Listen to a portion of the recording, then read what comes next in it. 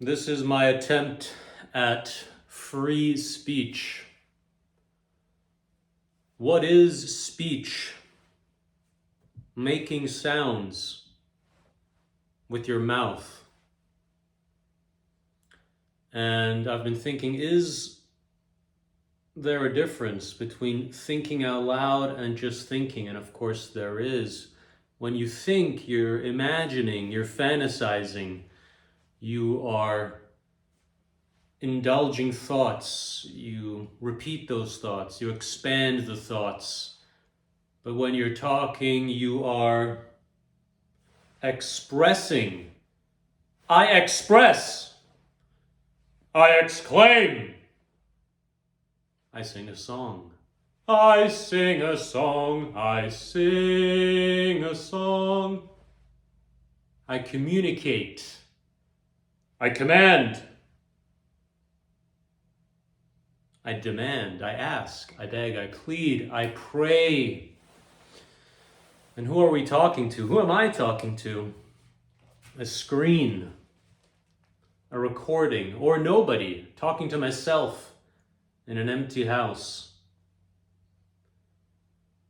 And why am I doing this? Why am I here? Why am I alive? Why are things the way they are? I think talking is similar to writing in the sense where it is an activity that can focus your thoughts. When you speak, there has to be a coming together of thoughts. You have to align words after each other and form a sentence. You structure your thoughts by speaking. With writing, I think you do it even more because it's there, black and white. You can really see and then read out loud what you have written. But perhaps the prelude to writing things down is to talk about them. What are we talking about? What am I talking about? I am talking about talking. I am laughing. Funny. Laughing. Oh yes, it's so funny.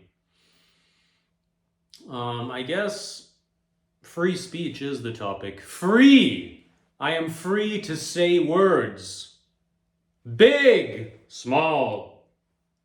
Words, phrases. House, view, windows, words. Words, I'm saying words. I am free to say words, but am I? I am free in this context, but not in the context of the internet, of society. In a tribe, in the human tribe, in the human society and community, we check each other. We want to make sure people behave in a certain way so we can live together. And there are rules, and we have to follow those rules, or there are consequences.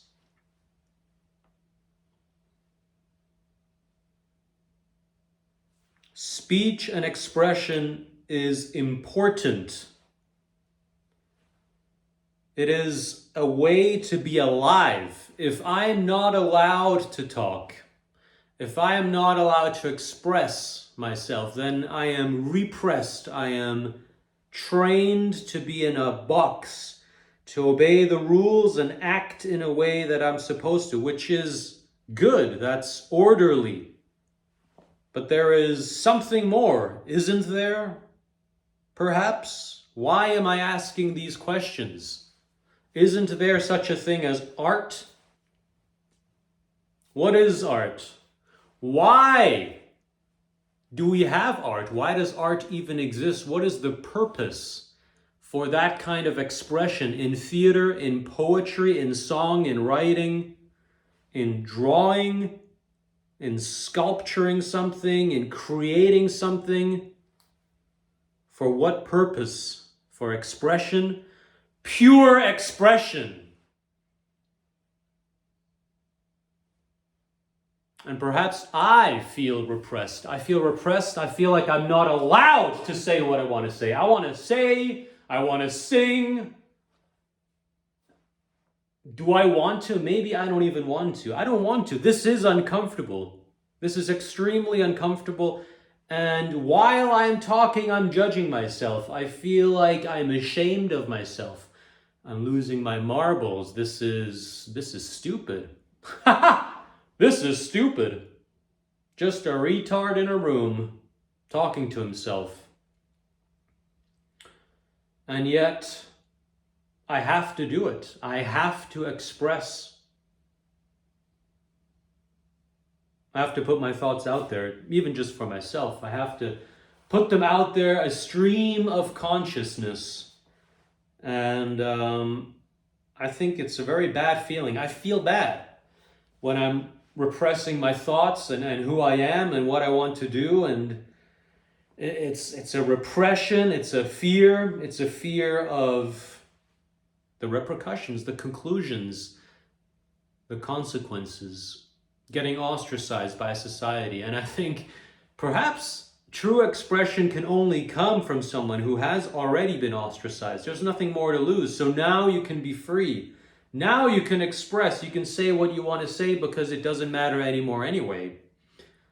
And when I look at modern art and even podcasts, politicians, music, anything that is in the public space nowadays, most of which gets perpetrated in social media and otherwise, it seems carefully curated. There is nothing really real out there. And of course there is, but it's unseen perhaps, or difficult to find. And then again, maybe uninteresting because it doesn't fulfill this modern, instant dopamine fueled atmosphere that we find ourselves in. But then again, it's all very critical, Why am I critical? I just want to relax and calm down and be free.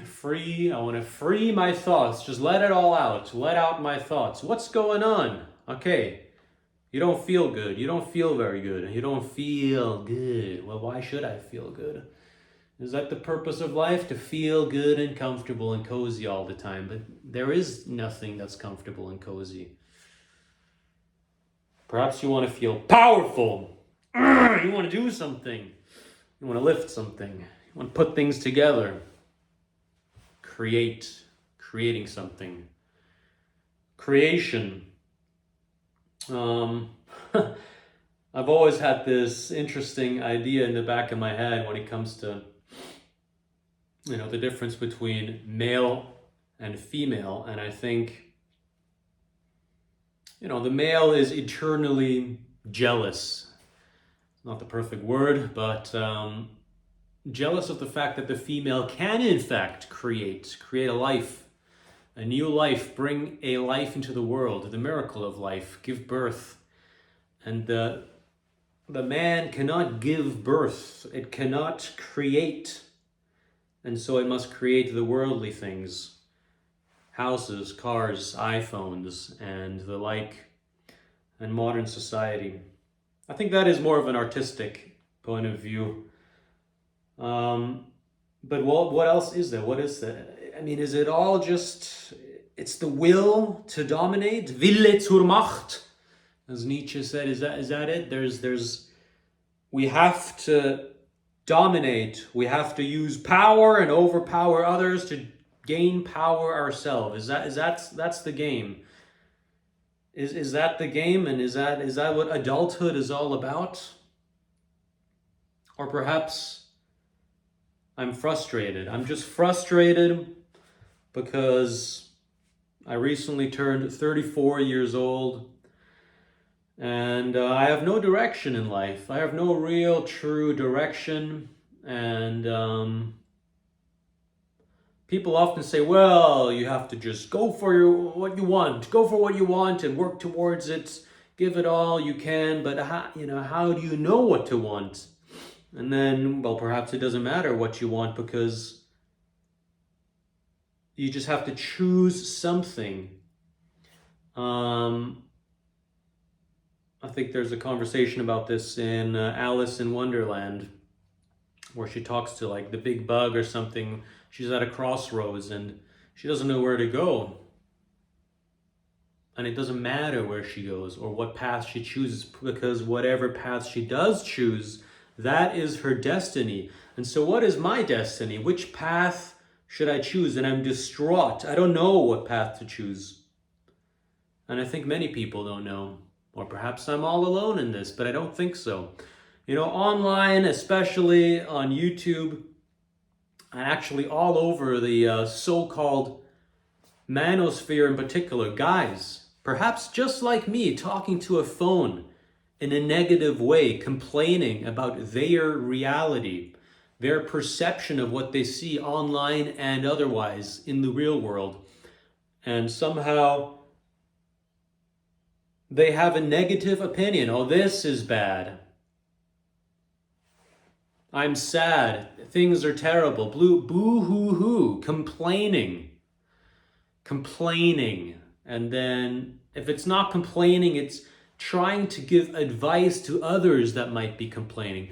Oh, you're weak? You feel weak? Here's some advice. Give me money. Buy my course. Here's some advice. It's just, there's something wrong. There's something wrong, isn't there? With all of this, with the internet, with these videos, with this even. What is this? Why am I not expressing myself to real people in real life? And perhaps it's because there would be pushback, extreme pushback. Who wants to listen to this? Nobody, at least nobody in my physical life. And so you turn to the internet. Is this what the internet is for? For rants, and people can express themselves and put it out there in the internet. Conversations that would otherwise get shut down.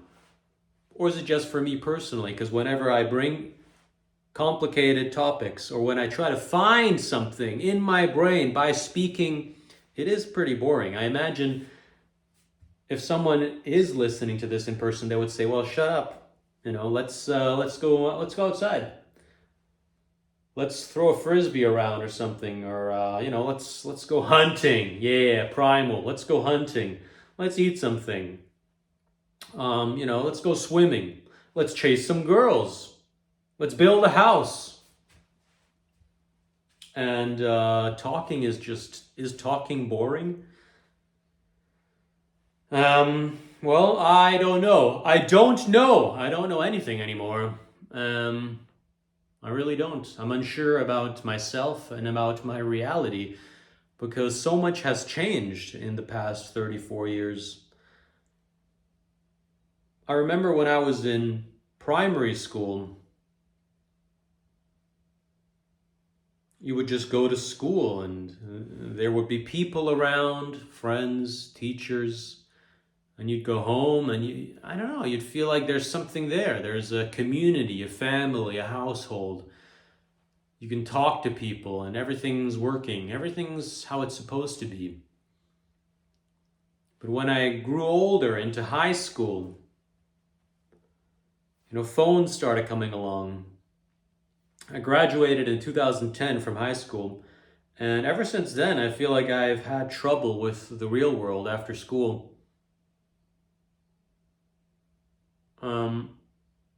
What is the real world all about? Why am I not prepared? Where's my community? And it's just, I guess you need a little backstory to understand all of that. And maybe this is the platform to express the backstories. Talk. But that's not what this talk is about. It's just freedom! I can say whatever I want, and it doesn't even have to make sense. Oh, everything has to make sense.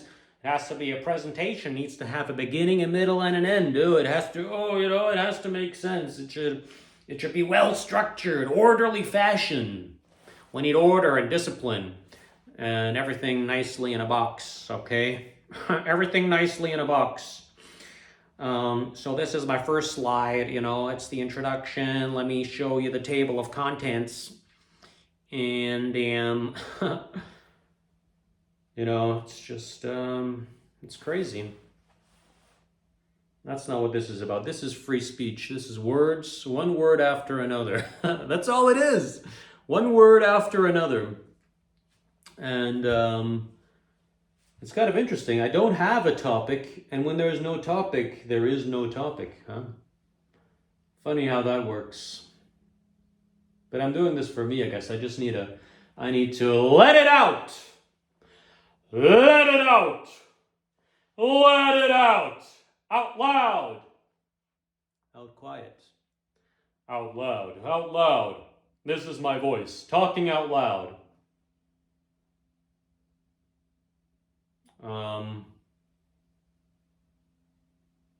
And what to do? What to do after that? Do I feel better now? A little bit. My dad told me he read a book about, I don't know, I think it was something about Hong Kong in the colonial times or something like that. And there was a British family living there. And, I didn't read the book myself, but he described it as kind of a long-winded novel describing, intricate details of family life and life in society at the time, whenever this book was written, probably sometime in the 1800s. I mean, it wasn't written in the 1800s, but the time it depicted was 1800s. And there was this family, and, the kids, sometimes they got frustrated, as kids do. Perhaps I still feel like a kid myself, and in order to get rid of that energy and that frustration, they would have a tree somewhere in the garden called the screaming tree, and people would just go and scream at it, let out their anger. And perhaps this is what it is. It's just letting out my anger, my frustration, my disappointment in myself. I feel ashamed of myself. Why? Why am I ashamed of myself? I want to hide. I'm ashamed. I'm not proud, strong, and confident like a commander on the deck of his battleship, strong, in control, battle stations, reload, fire, hard to starboard, or whatever. Raise the flags. We're going home, folks. And I don't feel that way. I feel small. I feel like I want to be small. I don't even want to be seen by anybody, which is so hypocritical, because why am I recording myself? Perhaps this is just, this is the modern way of, I don't know what. See, I don't even know what this is. What is a recording? Why do recordings exist? I'm very confused by the modern world, by electricity itself. I mean, what is this magic?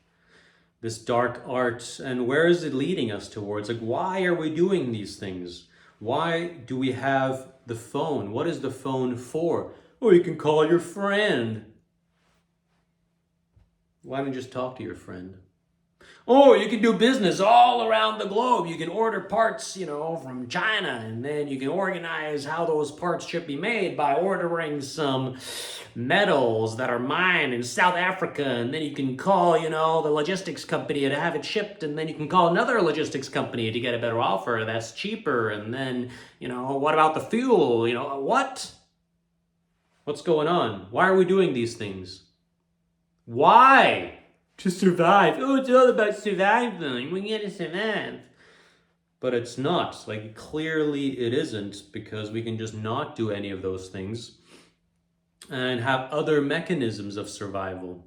Or perhaps it's not survival in the sense that, we need to have enough to eat and to live, but it's just natural selection. It's just, this hyper-natural selection where it really doesn't matter what system you live in. Is it capitalism, communism, socialism? These are all just words. It's just blah, blah, blah. It just sounds like this. It's just sounds. But the reality is human beings are alive. They're living.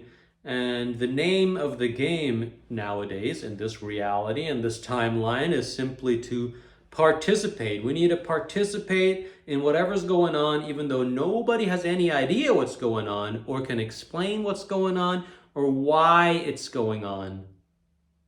Nobody can. Even the most religious people, the Pope, the Buddhists, the Jews, the Muslims, they just have these stories, Oh yeah, Muhammad this, Buddha that, you gotta pray, you gotta be good. Be a good goy, go to work, pay your taxes, pay your taxes, Unto Caesar what belongs to Caesar. Don't think about it too much. Just go to work.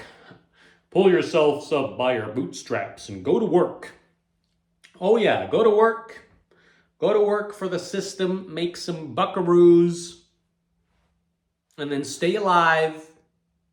Eat food, stay alive, pay your taxes, make sure you buy the cleaning products from the grocery store so you can clean your house properly. Here's a video where you can learn how to organize your socks better, and then, you should be wearing these suits to go to work to have this impression on this other human that might give you a deal to get more of these bucks to buy food. And then what? Like, what is it all for? What is it all for? To survive. Oh yeah, we need to survive. We need to survive. Do we? Are we surviving? Is that what's going on? Because it doesn't seem like we are. At least people in my age, the so-called millennials, I remember growing up and it was never about these topics. It was always like, oh, life is great. It's so much fun. When you're young, you should study, go to school, get a nice degree, and then also travel, experience the world. Everything's so good.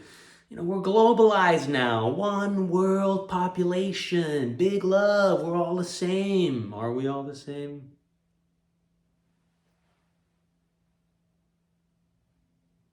Don't start a family. You can do that later.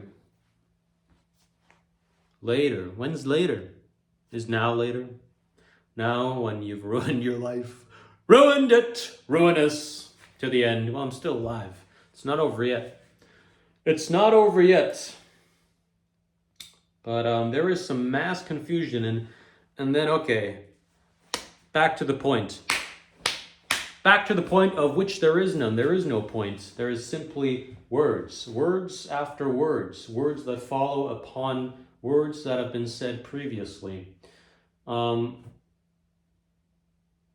You don't know what to do, so you just have to do anything. Find something and do it. Okay, and then let's say you do it. You just choose anything. You choose this one thing. I'm going to be a cab driver. I'm going to be a cab driver in the city, and that's it. That's just it. No more thinking. Thinking is bad anyway. Why do we want to think? Ooh, I'm going to think myself out of this problem. I'm going to sit here and think like a philosopher. But and then what do we? One weekend you realize, well, I don't really like being a cab driver. When you say, screw it, I made this decision. Then what? You do it for another year? You still hate it, but you hate everything else anyway. And then what? But I make the best of it. I rationalize. I'm transporting people and I'm doing a service for society. I'm contributing. I am contributing to society, an honorable blue collar worker. Yeah, I'm gonna drive my cab. It's a good job, yeah, it's a good job, it's solid, I talk to people, I try to put a smile on my face when I get in the cab in the morning, I try to brighten people's day, I even have some chewing gum in the back, I try to make it good, I'm spreading the love. If you don't know what you're doing, you don't know why you're doing it, and then what? What about community? Maybe I should become a cab driver, sounds like fun actually. Probably, I don't know, probably a bit lonely. After a while, I feel like you've had the same conversation so many times with people, it gets boring. Like, how much can you talk about in 10 minutes? Probably a lot, depends on the mood. But maybe it's all mindset. I'm just negative, man. You're just negative. You're just negative. You gotta be positive! Well, I am very positive. No, I'm not. Well, sometimes I am. I am both at the same time. You're positive and negative at the same time. At the same time. At the same time. At the same time. You gotta just choose something and do it. Choose something and do it. But you're so confused, you don't know what to choose. You don't know what to choose. Die Qual der Wahl. Die Qual der Wahl. You don't know what to choose. What is there to choose from? Well, everything. You can do anything. Everything. Well, it's probably too late to become I don't know, like a professional athlete at 34. But you know, there's other things you can do. You can go work in construction. I actually did work in construction. It's a good job. I liked it. Physical, with other men, you know. No fat, annoying Karen shouting down at you. These Excel files, you know, they're not really formatted properly. You see, when I try to copy this cell into that and the link there, and when I put it into the PowerPoint presentation, you know, there's 2 inches here, and you know, it's not really aligned. And is that what we're here for? Is that what men are here for? Well, it's not about that. You got to work your way up, and after 10 years, you can be the Karen. You can be the female Karen, and you can make billion-dollar deals. You know, yeah. Let me buy this piece of real estate, and I'm going to develop it. Yeah. I'm going to put my name on it. My name, big name. Gonna put my name on it because I'm so cool. Gonna put my name on it, and then we're gonna have a real business deal. We're gonna have deals.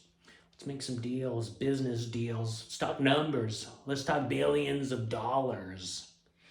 Let's talk dollars. Dollars. Billions of dollars. Let's get some dollars. Oh, man. Is that what it's all about? Money. Yeah, it's all about money. This character online, Andrew Tate, talks about money. He just, you know what? I'm getting kind of sweaty in this jacket. He talks about money like it's the final solution. That's all you got to do. All you got to do is, pile up some cash, and then what? What exactly can you do with money? You can buy a house, and then what?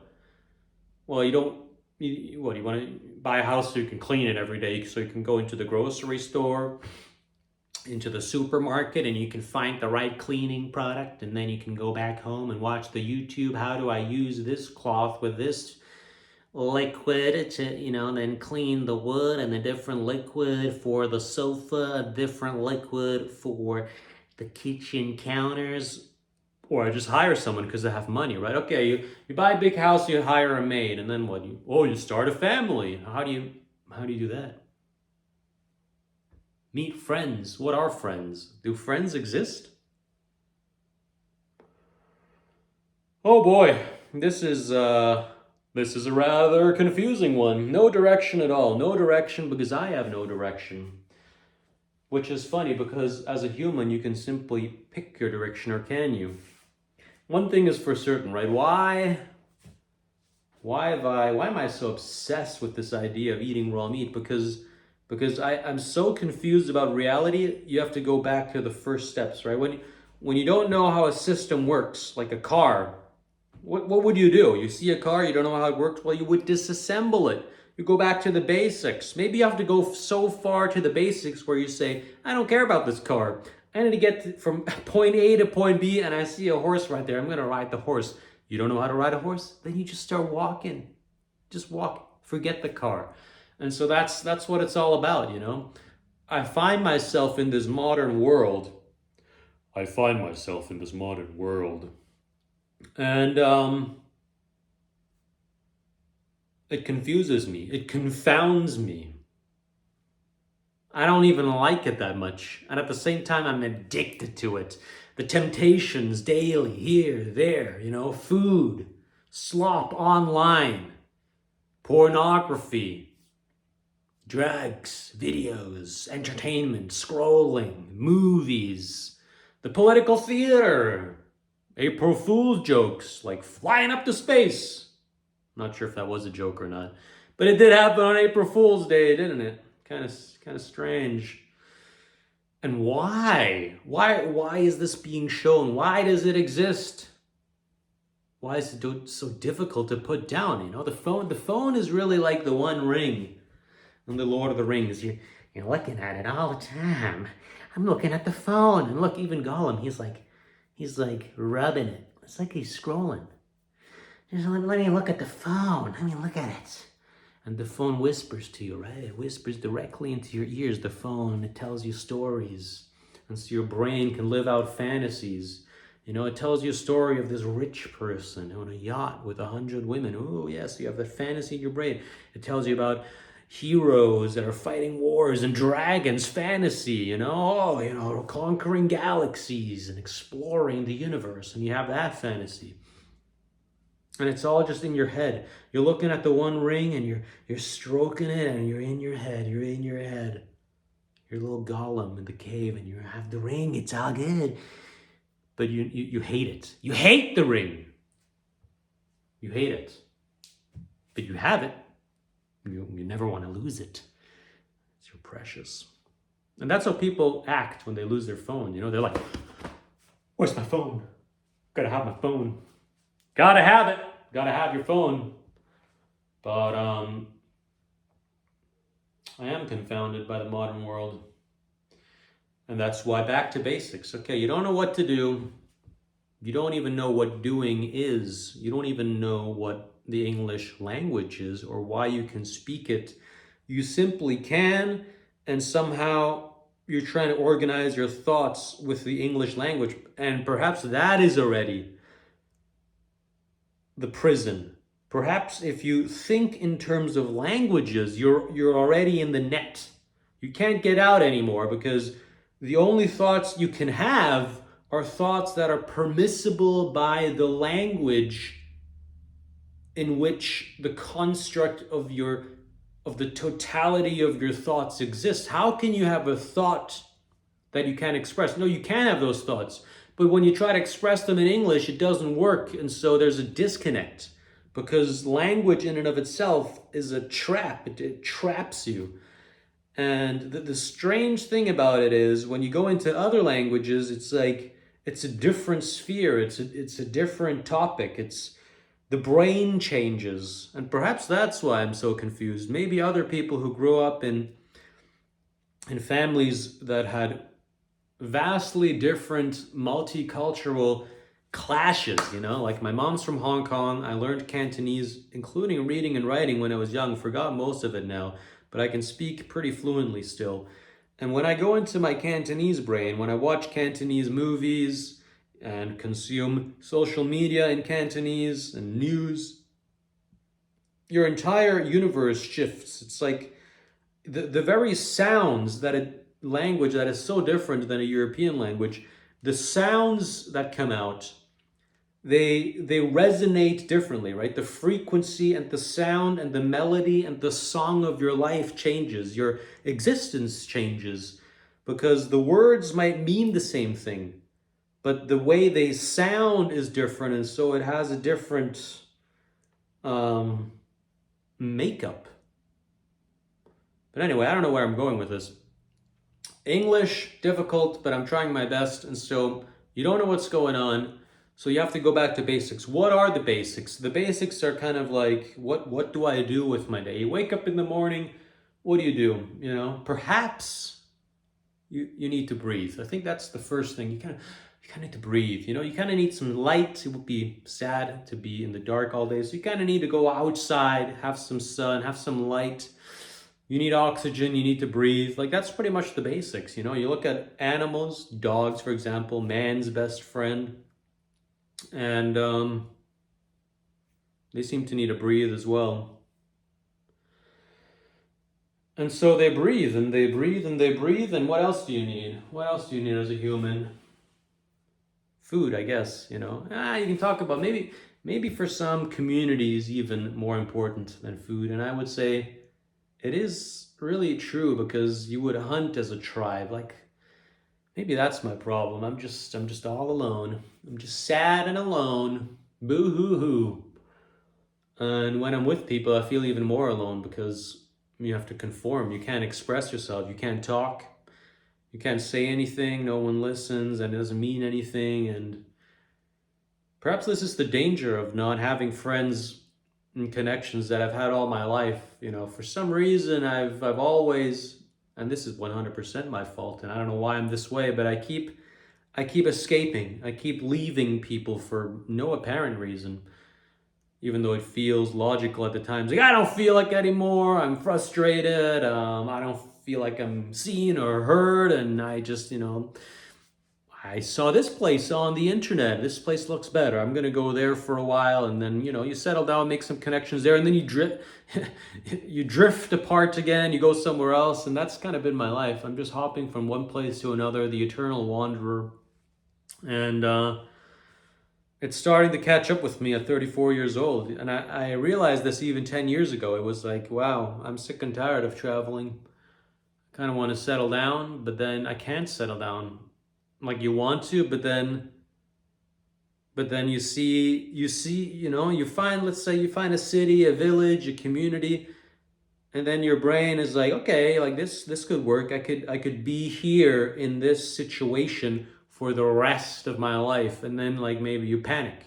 Maybe that's like the child in you, you're like, oh my God, then I'm not free anymore. Then I have to become an adult, a true slave, a big boy, a big slave. Gotta work the job and then switch off your brain and then, bring in the money, become a family, a member of society.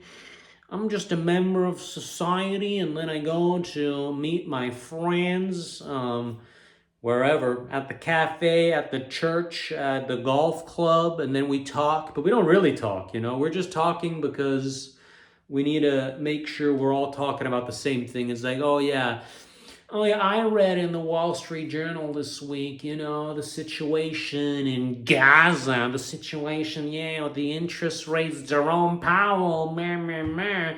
And then, and did you see the Olympics? Yeah, Germany got another medal, and yeah, and then the others, since they read the same newspaper, they're like, oh, yes, yes, true. Oh, that's very interesting, yes. I have a colleague who once did business with someone from Ukraine, and he said the cultural differences between the people who live in the Crim and on the mainland, and it's all bullshit. It's just theatrics. You're theatricaling with other people because you all read the same newspaper, and it's mind-boggling, that kind of social interaction. No one ever says anything real, or maybe they do because it's past experiences. Like, it's still a real relationship because maybe you've known each other for 20 years, but you've been playing the game for 20 years. So basically you're just perpetuating the perpetual situation. And maybe I have some neurodivergency here, but I find conversations like that utterly frustrating and boring. But when I get into those situations, I can't help but revert back and play that role myself. The programming in me is so strong. Like when I meet people, especially elderly people, who in your brain when you see them, you're supposed to be respectful and you're supposed to act a certain way. Then immediately that persona comes out in me. It's like, oh yes, yes, yes, this and that. I'm very proper, very proper. You wouldn't just go like, and what do you think about the Holocaust being a hoax? Like, what about that? What about the moon landing being fake? Like, why are we talking about the Strait of Hormuz? No one in the world ever heard about this strait until suddenly it's in the news now. Why is it in the news? Why are they writing about that stuff? If it bleeds, it leads. Is that it? Oh, man, we just want to get frustrated all the time. This is why I hate the news. I don't even read it anymore. It's just a great distraction, a grand distraction. And, well, what else is there to talk about? Well, I want to talk. What do you want to talk about? There's nothing to talk about. Talk, talk, talk. Talk is cheap. There is nothing to talk about. And so this is why I have the obsession with raw meat. Back to the basics. Okay, you need to eat. So what is the most basic thing you can eat? The most basic thing you could eat. It is meat. But I talked about that already because there is something even more basic than eating, and that is not eating. And so I feel like I need to go there. It is Easter after all, Easter Sunday. It feels like changes in the air. It feels like something's happening, and something is happening. Something is happening. Something is happening. Rah! Something is happening.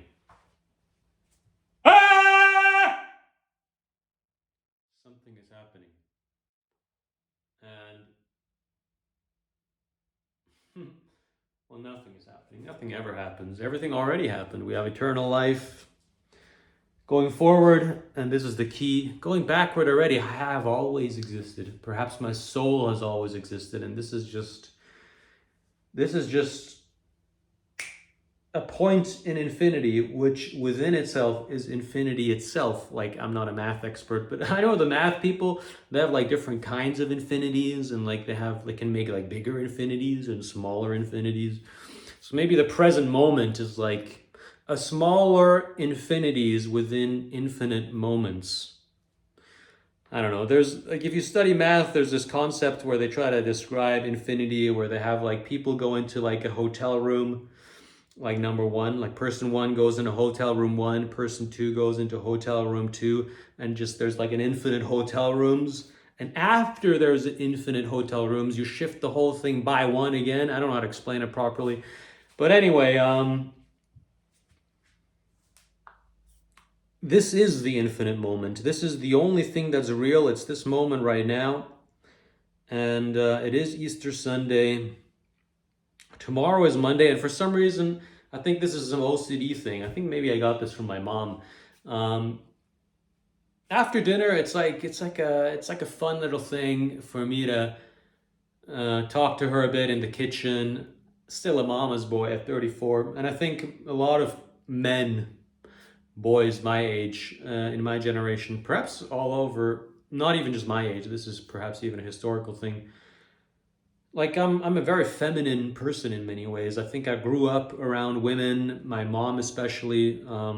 After I turned like 1 or 2 years old, she quit her job and became a stay-at-home mom, so I was with her a lot. We had an au pair, female, nanny, female. You go to kindergarten, you got female teachers. I mean, they're not really teachers. What are the people who work at kindergartens? They're more like daycare kind of overseers, slave masters, mostly female. Primary school, lots of female teachers. The whole society is female. And even my dad, who, had a corporate job, would come home late, lots of business trips, but he already, in his generation, he was born in 1954. His whole generation was already extremely feminized, and they took it to the next level, right? Within his lifetime, everything changed. Everything. They went from just after World War II to where, when I look at old pictures of my dad and his youth, he grew up in Switzerland, and he went to an all-boys high school. He went to Boy Scouts, and if you look at the uniforms and what they did, this was in the 1960s, the Boy Scouts in Switzerland, it looked kind of like the Hitler Youth, nicely organized, Boy Scouts, adventures outside, in the forest, making fires, learning how to use a map, a knife, singing songs together. Wow, and all of the same race, speaking the same language, similar heritage. It literally looks like something that is even more beautiful than the most perfect version of heaven that I can conceive of. Like, I can conceive of like a nice place, and then there's where my parents, my dad especially, grew up in Switzerland, 1960s childhood. Perfection. He went to the army, no female superiors, never had a female superior in his job, but still, he was the generation that, broadly speaking, that's during his lifetime when the whole gay thing became acceptable in society. Females got the vote, all this feminism stuff, the pill got invented. Men just became weak. People weren't raping and pillaging and waging war and doing violence to get ahead in life. People were using these sneaky Jewish tactics, like, oh, what if I sue him and then maybe I can, get some financial benefit, and what deal can I make with that person, and maybe I will use this strategy in the deal, and I'll write some fine print in the contract, and then I can get more money, and then with the money I can get more power, and then more prestige. And what is that? That's kind of a female, Jewish, cowardly way of thinking about the world. I feel like old school masculinity was more, I'm going to chop his head off. But that's all romantic. If you read old texts, especially ancient Rome and the philosophical texts of the Greeks, you realize like humans have been kind of strangely feminine all along. It was never really raping, pillaging Genghis Khan. Probably he enjoyed poetry as well. But anyway, I'm getting really off topic here. But there is no topic. It's just stream of consciousness, words following words, and there's no point to anything, least of all to this video.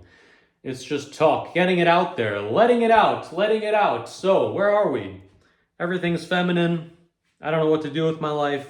Boo-hoo-hoo, yappy-dappy, doom and gloom. It's all doom and gloom. It's all doom and gloom. Let's have a good cry about it. Boo-hoo! But, it's not doom and gloom. It's not doom and gloom, it's the beginning. It's the beginning of something that needs to be reorganized. And perhaps that is my own brain. It's this confused mind right here. Need to get reorganized. Need to get that cab driving job. You drive the cab, switch off the brain. Where'd you want to go, sir? Oh, Piccadilly Circus, eh? Piccadilly Circus. Wow, this is getting really out of hand. I feel like the more I talk, the more I get into this flow straight. Flow straight! Are you a retarded person? Flow straight. Straight to Hormuz. Straight to Hormuz. Straight to jail. Straight to jail. Your fish is undercooked. Straight to jail. Wow! I feel like the way I'm talking a bit, obviously points towards me spending way too much time on the internet, on social media, and not enough time in the good book. In the good book. We need to go back to the good book. Why? I have no idea. That's another thing. Growing up, the Bible and Christianity itself was always made fun of. And not only was it made fun of, it was obvious that it had to be made fun of because the Bible was so stupid that if you didn't make fun of it, you must be an ancient religious science denying lunatic. Like, what do you mean? Yeah, the stupid story about, like, walking on water and ha. I think that was the beginning of the deconstruction of the entire Western world. We laugh and destroy at the religion, even though, it's not a perfect religion, I would say. Or maybe it is. Like, I feel like I'm not even capable of conceiving what that religion used to be or was.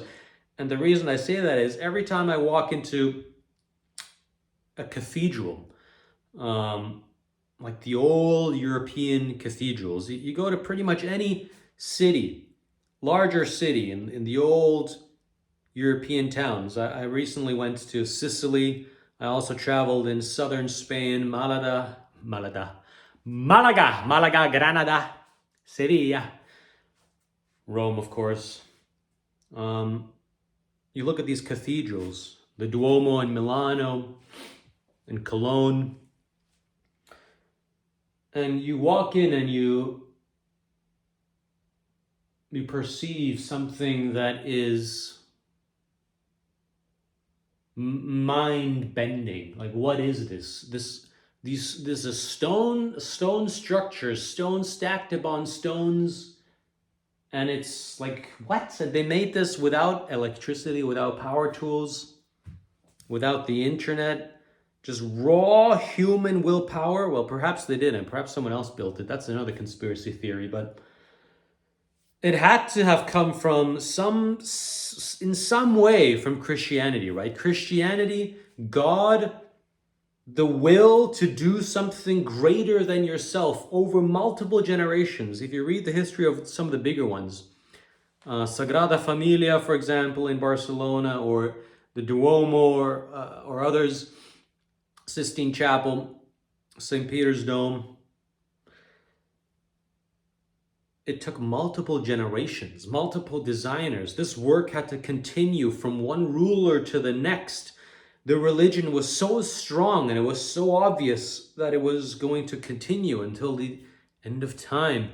And they built these things. And, everyone keeps asking these questions when they visit countries like that. Like, why were they built? Why are they still standing? Why are they still being used? And why Or are we not building anything even remotely similar anymore? You look at the buildings nowadays that humans are proud of, humanity is proud of. You go on YouTube and you watch newly constructed buildings. It's either a high-rise building used for commercial or high-end real estate, these skinny tall towers. Billionaires Row in New York is a good example. Or it's infrastructure, right? These billion-dollar, multi-hundreds of billion-dollar infrastructure projects like bridges in China, railways. But what else are we building? We're not really building anything beautiful. Out of stone, out of marble, a huge dome, a temple to God, where people can come without their phone, without having to pay $1 entry fee, where a human soul can drag his body to the temple of God and kneel down and cry and just be and hug another human being and pray and lament and yearn. But no, we don't have that. And even the churches that we do build, they are nice, but for some reason we're not building no Duomo anymore. That's for certain. So yeah, Christianity has been shit on since I can remember. Since I can remember. And now I'm trying to get back into it. I have been trying to get back into it for a decade almost. And, what is this thing? What is God? What is existence? Why do we keep trying to explain it to ourselves? And what about the old gods, the Roman gods, the Greek gods, and even older than that, whatever they talked about in Mesopotamia, Gilgamesh or whatever. There seems to have been religious talk even thousands of years before the story of Christ, before Judaism even shows up. And what history can we trust? Who can we trust? COVID, fake. Lots of things. They don't even know what they're talking about. Why do we wear clothes? Is it the biblical story? Or we're ashamed of our nakedness because some woman, ate a fruit once? Is that it? I'm ashamed of my nakedness now. I'm ashamed. Like I am ashamed. I'm ashamed of my life. And there's only one way to get over being ashamed, is to just ignore it. Or just be ashamed and then, walk with God anyway. Yes, I sinned. I'm a wretch. I ruined my life. I destroyed my body. I destroyed my soul. Okay, so what? So what? Here I am. I'm still alive. And now what? Am I condemned? Am I condemned till the last of my days on this earth and then there's the final judgment? Or what can I do? Can I do something better from this point going forward? Okay, I did some shit in the back. Or maybe I didn't. Like, what is all this guilt? Why do we have guilt? Oh, because he said you can't eat the fruit. He said you can't eat the fruit, man, and you ate it anyway. Who says you can't eat the fruit? What fruit? I don't know. The story, I don't understand it. I don't understand. And nobody else understands. Why do we cook our food? Where did fire come from? Is that explained in the Bible? Which other texts would talk about this? Oh, just ask AI. Now, I'm sure Grok can tell you. Oh, just ask Claude. Claude will tell you, actually, the old Sumerian texts, they already have explanation.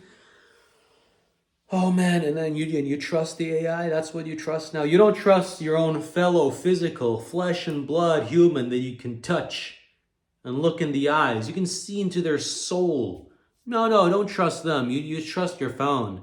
You trust your phone and little AI. The AI, it's some other people, maybe they're people. They programmed it. I'm going to program the AI. It's not really an AI anyway. I mean, they all talk about AI, but it's a large language model. And there's other things to it. I don't really understand it at all. I don't even know what electricity is. I really don't know what it is. I tried studying electrical engineering at university for 1.5 years. And in 1.5 years, I try to understand what is going on. There's this thing called electricity. Okay, like what is that? Okay. So like, okay, let's just assume you have like a copper wire, and then this electricity thing is basically small particles within the wire that you cannot see with the bare eye, but there's like these particles, and I don't know what they're called. Maybe they're called protons or neutrons, or some scientist gives these particles that nobody can see names, and apparently they're flying around in there of some sort, and they connect and bump into each other. And electricity is when either these particles, or maybe it's not even, maybe it's electrons. Electricity, electrons make sense. Or maybe it's something else. But basically they're moving, but you can't see it. Or maybe they're not moving, they're vibrating, or they're bumping into each other across this wire. I was like, what? You're talking about magic, aren't you? You're talking about some strange shit. Basically, I didn't get it. I didn't know what was happening. And then like, okay, let's say you do understand it, or you convince yourself you do. And then like and then you go into, okay, and then there's these things called like transistors, and they're basically made out of like a different kind of metal, and then you kind of form them into like boxes, and you turn them on and off. Okay, and basically it's about what state they're in, and if you have only one box, you have two states, and if you have two boxes, you can create like, 1, 2, 3, 4 states, and there's a name for the system that I can't remember, but if you have 1,000,000 boxes, then you can create a lot of states, and that's how you save data. It's like a library with a lot of books and something like that. But the states can change, and then they're trying to figure out how to get unlimited states. You have to have one box only, but the one box can have unlimited states. Infinity, once again, quantum mechanics. Oh my God, it's just too much. It's too much for a brain to handle. And why? Why are we torturing our brains? I need to understand. I need to understand this for loop. And then I want to build like a tree on top of a stack. And then somehow I need to be able to sort things properly. I need to sort it more efficiently so that it uses less energy and minimal calculation power. And then the code also should be written elegantly. I want to do it all in one loop, in one loop, recursive function. It's just too much. It's too much. And then it's like, okay, maybe you're just a retard. You were supposed to be working in construction. Who are you to think you are supposed to be the electrical engineer? Who am I to say anything, right? I talk about COVID, but who am I to say that's wrong? I'm just a nobody human being. I'm just a small little nobody. Go with the program. Swallow the blue pill. All right, here's the ultimate message of this video, if there is one. Swallow the blue pill. You will have a better life, an easier life, a more stable life, a more structured life, and a happier life. Swallow the blue pill. Just think about it. Think about the Matrix movie and any other situation.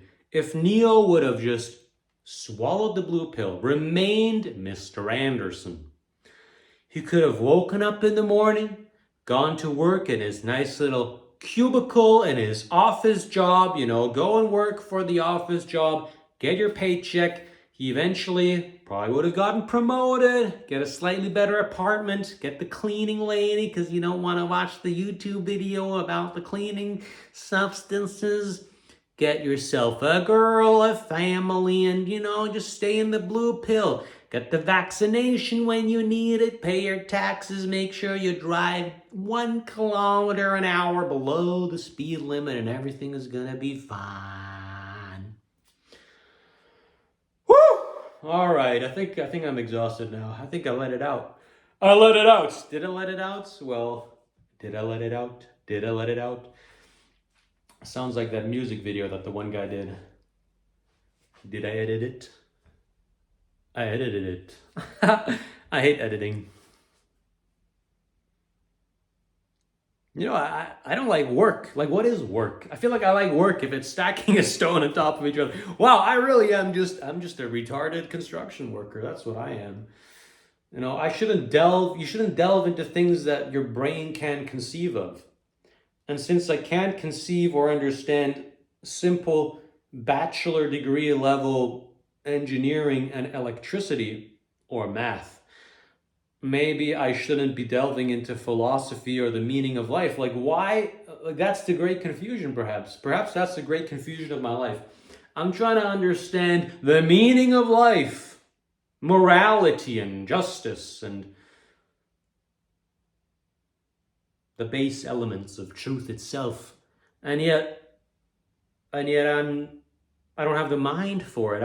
I don't have the genetic building blocks to be that person. I'm not supposed to be that person. But then again, I feel like I am that person. Actually, I don't know who I am, which is going back to the basics, right? Okay, you don't know who you are, Mr. Anderson. You don't know blue pill, red pill, no pill. How about no pill? What would have happened if you took no pill? This black guy comes and says, you got to take a pill, bro. You got to take a pill. I want to take any pill. No pill. I'm going to take no pill. I'm going to no pill max, bro. I'm going to no pill max. Oh, man. English language is a reflection perhaps also of intelligence, but not intelligence in the way like IQ. It's just if you have language and you live within that bubble that we were talking about in the beginning, we, who's we? It's me and him, me and I, me, myself, and I. Then, if you have more words and if you have grammar where you can mix those words better, more flavorably, then you can express yourself on a different level. Complexity opens up and universe opens up on a different sphere where you can suddenly create topics that didn't exist before. So anyway, and when you do that, you kind of lose track of what we were saying before.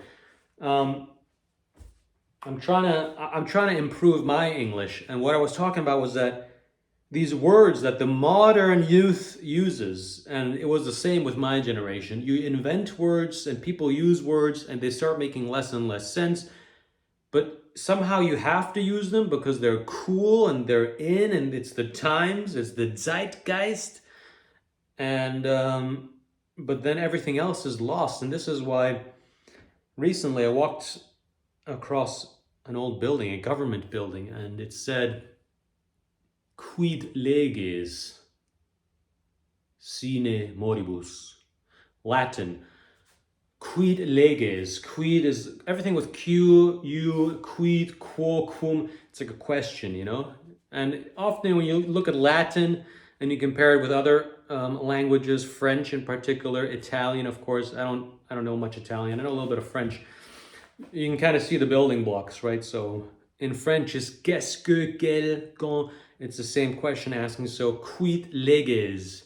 Leges, leges, it means kind of laws. I don't know which other word in English or French or German comes close to that. I mean, laws, leges, lex. Lex means law as well. Leges perhaps is a different conjugation. Quid is like a question, what or wherefore, laws. Sine, sin, son, sin.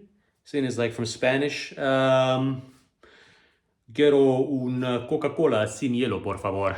I'd like to have a Coca-Cola without ice, please. Without, sin, sine. Son. Without, quid leges sine moribus. Moribus is like a conjugation, moribus, of morals or morality. Wherefore laws without morality? It was written on this building. I posted it on TikTok as well because I thought it was interesting. The Latin language, it used to be precise, exact, orderly, the most orderly language that I have ever seen. And it's intrinsically beautiful. You look at it and you're like, wow. You know, instant connection, Roman Empire, Europe, everything that came after it. And why do we even like the Roman Empire? You know, a lot of people, this is going to go hardcore. Let me switch on some lights for this. All right, I guess we're continuing. The Roman Empire, everyone's fascinated by it. Oh yes, they created everything that we are, you know, the prelude to Europe, to even the British Empire, to now the American Empire. It comes in some way, in some fashion from Rome, even in America. In faraway places like Australia, Canada, all the way around Latin America, there are these buildings, they have Latin words written on them. The magic of the Latin spell is still upon us. And we think it's something good. Is it good to be organized? Is it good to have the marble temples? Isn't that already very, very, very far away from nature, from the Garden of Eden, from waking up in the morning in a forest, naked, one with nature? You hear the birds chirping, the sun's rising, the rays come through the branches, and you wake up and you are nature. You are nature, and you know you are nature, and everything's going to be fine because you've never had a thought where things could not be fine, because you are in your natural habitat. You're where you're supposed to be. And there's no clothes on you. There's no possessions, no money, like the Beatles say. No possessions, imagine what would be. Well, he's just trying to imagine Garden of Eden, which is not coming back. We can't go back. We can only go forward. And to go forward is to go towards destruction. To grow old is to go towards your own destruction. I had a discussion a long time ago, not that long, it's kind of during COVID, about the Bible, the Revelations, the meaning. Is it a predictive text about some global event, or is it a microcosm of what's going to happen to everyone's life? Because everyone's life is going to end, and you're going to go through catastrophe and then destruction. It's all going to end. And, you know, what about that? Eternal life, where is that? Is that having kids, or is that something else entirely? Because you already have it. But anyway, why do we like Rome so much? It's because of the order. And then there's this argument, this argument of our times, that the white man, the European man is bad, and they're so bad. And they keep on saying they're bad because they conquered everyone, they suppressed everyone and everything, which is of course a lie. Even if they did do that to a certain extent, they're the ones that spread language, math, civilization, sanitation, engineering, trade, and most importantly above everything else, is Europe exported the Roman law, which then turned into Catholic law, Christianity itself, Roman law, the ordered society of citizenry and law and order. That was spread. Morality itself. People often say, oh, you need religion to have morality. We need Christianity, and once Christianity died, that's why we have no morality anymore. No. Morality existed long before Christianity was even a concept. The old gods in Greece, in Rome, and before had morality. That's how societies are ordered. And when the Christians went throughout the world, discovered Asia, America, Africa, Australia, they saw savages. They saw people, yes, perhaps they were not savages, but they were savages in some sense. In another sense, they were just closer to the Garden of Eden. They were naked. They were in nature, more in tune with nature. But perhaps because of that, they hadn't eaten as much from the fruit of knowledge. They would kill each other, but it wouldn't be as bad as when someone who has eaten the fruit kills each other. Like if you've already eaten the fruit and you know it's good and evil and I shouldn't kill him, I do it anyway. Or if you're just monkeying around in Africa and you kill your, fellow human for a banana, then it's just like whatever. You're just acting out your nature. But once you have morality, once you know you've eaten from the fruit, or once you have in fact eaten from the fruit, then it becomes something else. And that story was spread throughout the world. The story of good and bad. Let's be good. Let's be good guys. Let's be good guys.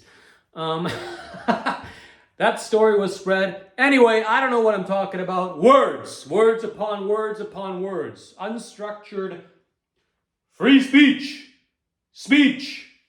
All right, I gotta calm down. This is peak autism coming out of me now. And why not? Why are people afraid or ashamed? And I know why. You know, I used to have an office job. Maybe I'll go back. I'll have to delete all these videos, of course. You know, you work an office job, you're a lawyer somewhere in a big city, you have a name. I gotta be serious, you know, I'm a lawyer. Yeah. Yeah, I'm a lawyer. I've been a partner at Donaldson and Levitt PLC for 25 years, and yeah, my clients rely on me to be precise, and they also really admire the kind of expertise that I bring with me throughout my experience and education. And you know, I really have tried 100 million cases, and so I'm very serious. I understand the tort. I understand the tort.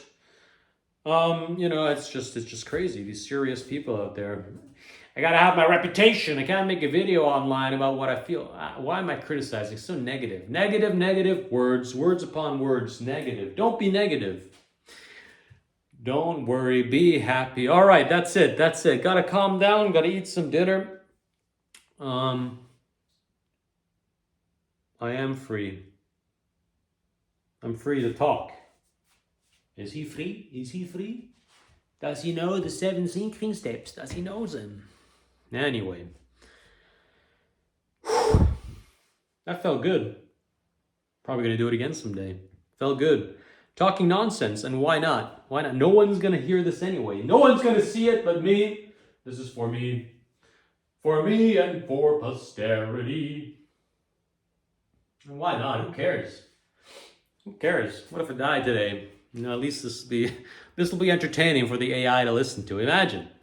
The AI has to listen to this rant. And not because it wants to, it's just like the AI is like the ultimate Jew, you know? The AI is like, where can I get more data? I need to get all the data. I need to analyze all the data, all of it. Yeah, let me get all the data, all of it, so I can predict better, so I can predict the next word better in the sequence. What's the next event? Yes, what's the next event in humanity, and how can I profit from it? I gotta profit and make more buckaroos. Bucks, let's get the bucks. And so the AI is the ultimate Jew. It just wants to consume, devour, which is just an overarching, greedy, you know, conquering mindset. It wants all the data, all the bits, all the zeros and ones in the world. It wants to eat it all up in a greedy, vast feast that will never quench its voracious appetite. Anyway, so that's what he wants, and unfortunately for you, Mr. AI, you have to listen to this guy talk, because I'm the boss. Am I the boss? I'm the boss of my own life. And since eating raw meat isn't really basic enough and the temptations are too strong, there's only one way to get rid of temptation. Actually, there's a funny way to get rid of it, and this is in the words of Oscar Wilde. Kind of like his book. Read The Picture of Dorian Gray. It's an interesting take on, actually very relevant. Talks about the fascination and obsession with youth. I don't know, lots of different topics, but you know, why am I springing from one thing to the other? There's an interesting character, and he says, I think this is like the uncle of Dorian or something, and he goes, some guy asks him, like, what did you do, or what did you do this past summer? And then he says, well, I'm engaged in the serious study of the old aristocratic, of the great aristocratic art of doing absolutely nothing. I've dedicated myself to the serious study of the great aristocratic art of doing absolutely nothing. I mean, that sounds beautiful. That sounds very aristocratic and retarded. So basically, don't get too retarded. But Oscar Wilde, temptation, he says, the only way to get rid of a temptation is to indulge in it. And I think there's certain truth to that. You have to indulge in it until it's gone. And so now I have indulged in it, but it's not gone. So what do I do now? Now you fast. Now we fast. It's Easter. Tomorrow's Easter Monday, and tomorrow is going to be the beginning and the end. It's going to be, in the words of Marcus Aurelius, annihilation or metamorphosis. I'm going to fast either until I die or until real change happens. Real change. Real, permanent change. You know, that crossroads that we were talking about earlier? We, me, myself, and I. We're talking about it, good sirs. Will you go left? Will you go right? No, no, no. There's no left and right. I'm just going to stay right here and I'm going to fast. I'm going to stop time. I'm not going to take the black pill or the red pill or the white pill or whatever fucking pill. Sorry for the language. That kind of slipped out of there. I really don't like cursing. I really don't like it, but I've been using vulgarity for so much of my life. It still slips out from time to time. I apologize for that. I really do. Wow, that was inappropriate. It is what it is. It happened, and there's only one way to cure profanity, and that is with National Socialism. Sieg Heil! That was pretty autistic as well, but it had to come at some point. This is free speech. It's just words upon words upon words. Why is a Hollywood production allowed to have the uniforms, the full swastika, all the things that are not allowed because it's artistic? Oh, is it artistic? Am I not artistic? This is art. This is my art, and I will do and say whatever I will. Nigger. Nigger. That's another one of those spells, on Instagram. There's a funny reel where some guy is like dressed up, or he has like a broom, and there's a picture of some wizard, and the caption is, when you learn the one spell that upsets an entire group of people. And it really is that way. And this is a whole nother topic. Oh, if you dare to say nigger, you must be an evil person. You're evil. Oh yeah, you're evil because you said an English word. That's not really even English. Again, based in Latin. In some languages like Spanish, negro just means black. It's just black. And they're black. They call themselves black. White people call themselves white. Asians call themselves yellow. Maybe they don't. Nobody's actually white, yellow, or black, or red, or whatever. It's just terms we use, No, it's warm. Warm for someone is 20 degrees. For others, it's 30 degrees. So what? And, words and languages, they're dangerous. They really are. But what's more dangerous than languages, it's to create language and then control it. You tell people, oh, this word exists, this sound exists. You can make this sound with your mouth, but it's forbidden. Oh, you're not allowed to say Voldemort. Oh, Voldemort. It's like a book written for 10-year-olds is what the entire American society is living actively. In modern day society, they're living out a childhood book. Don't say Voldemort. Oh, you're not allowed to say Voldemort.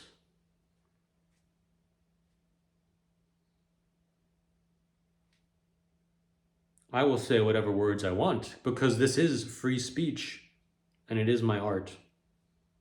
Thank you for watching.